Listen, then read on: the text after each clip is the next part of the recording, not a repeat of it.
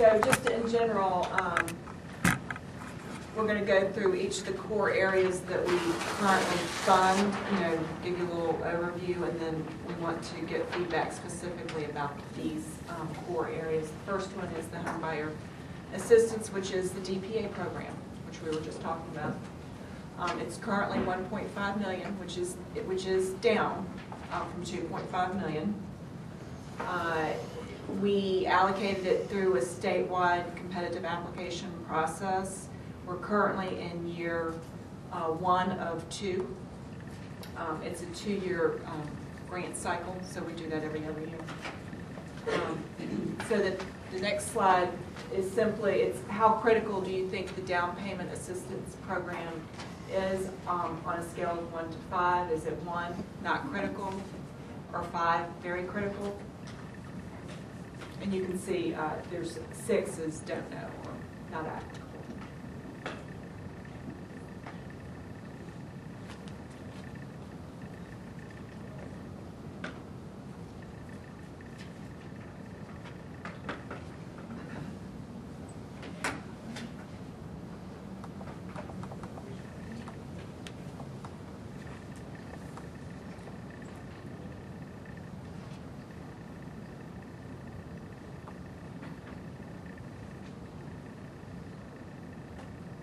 All over the place, okay? Wow. And then we're going to add, and this is kind of the pattern we're going to follow for the other core areas. The next is just, do you have any suggestions or comments really specific to DPA funding levels?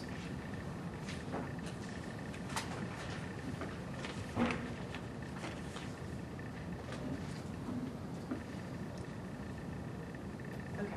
So the next question is, or the next slide is homeowner rehabilitation. That's the IPR program. It has $4.5 million in home funds for this year. There's an additional just over $2 million in state funds. It targets homeowners at or below 80% AMI, but I think the reality on that is much lower. Targets only households lacking existing indoor plumbing or some failed system, provides 0% forgivable loans for substantial rehab. So the next slide, just like we did before, is how critical is the indoor plumbing and rehab program. Again, it's 1's not critical, 5 is very critical, and 6 is for don't know or not applicable.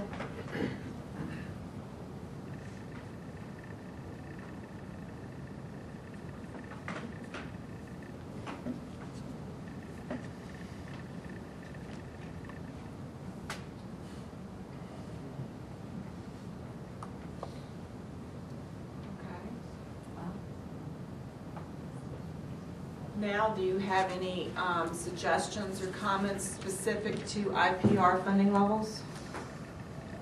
Well, I'm Jane from the AHIP. I'm just going to make my comment again that I think the criticalness is the rehab. The rehab, the homeowner rehab part. And I think making the IPR more available to rehab without the plumbing factor is critical. Okay. Anybody else? Mike Watts, Pathways. Is the state portion and the federal portion, is there a tie, one required for match for the other? There is a match requirement for the home program, but it is met in other ways. We do count the state allocation towards that, but quite frankly, the bulk of the match comes from elsewhere, so it's not essential.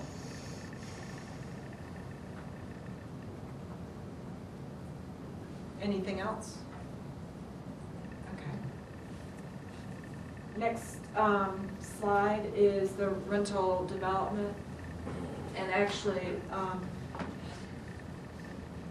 the way we've got this structured, it includes both rental and home buyer development, but in reality, the home buyer development we do through the Affordable and Special Needs Housing Program is not that many projects, and you have to be a CHODO in order to do a project. So overwhelming, this is our affordable special needs housing program. Overwhelmingly, it is rental development. We typically do typically permanent financing, gap financing at 3%. Right now, we're at about 6.2 million for this year.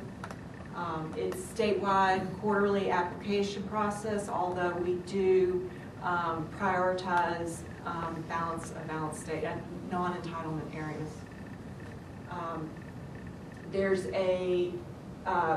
we provide incentive for permanent supportive housing and special needs projects because those are projects that would let go up to a higher level of funding. There are long-term affordability requirements that get attached to any of the projects that in the units that are produced with this funding. And you know, the next one.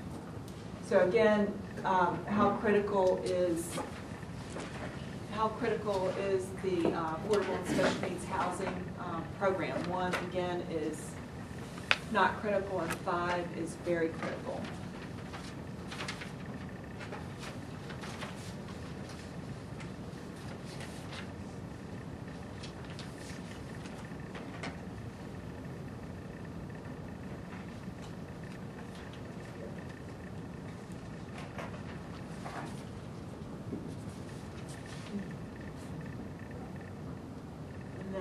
Like we've done with the other areas, do you have any suggestions or comments on the affordable special needs housing funding levels specific to this program?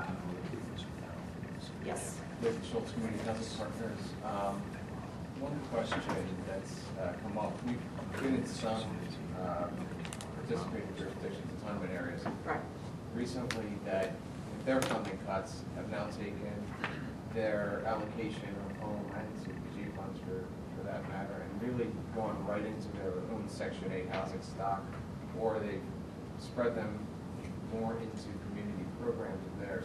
So when we come in and looked at a rehabilitation, there's, you know, 0 funds available for outside owners, and it makes all, you know, any match to right, get state-owned funds impossible. Any thought process? Well, and we do require in the entitlement areas currently the program the 25% match for those of you all that don't know. Although we don't necessarily require that it's a local CDBG or home match, we are open to other local sources, including things like deferred fees or that sort of thing. So we can be pretty flexible on that, but I appreciate that comment. Anything else?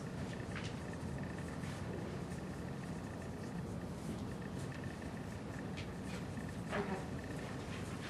And then Chodo operating support, you know, for you all that are not as intimate with the home program as some of us, there is a requirement that we spend at least 15% of our appropriation, our entitlement portion of that is spent through Chodos for Chodo projects that they have developed.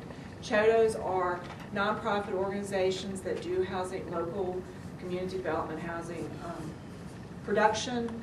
They get certified through the PJ, the state or the local PJ, and this is a mechanism that HUD put in place to help kind of develop that capacity, Chodo capacity.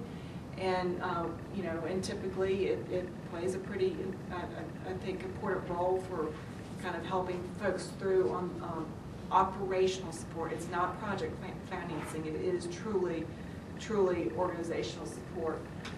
We've typically done it in $50,000 annual grants. We've now recently, it used to be a first come, first serve. We've now, for this year, changed it to a quarterly application process. And made it need-based, so it's not just open to anyone. You really need to have a financial need for it. It needs to be supporting a Chodo organizational cause. You also must have a current DHCD funding offer or project. The money is supposed to support a Chodo during the development of a project. So at the end, we ultimately want to get a completed project. So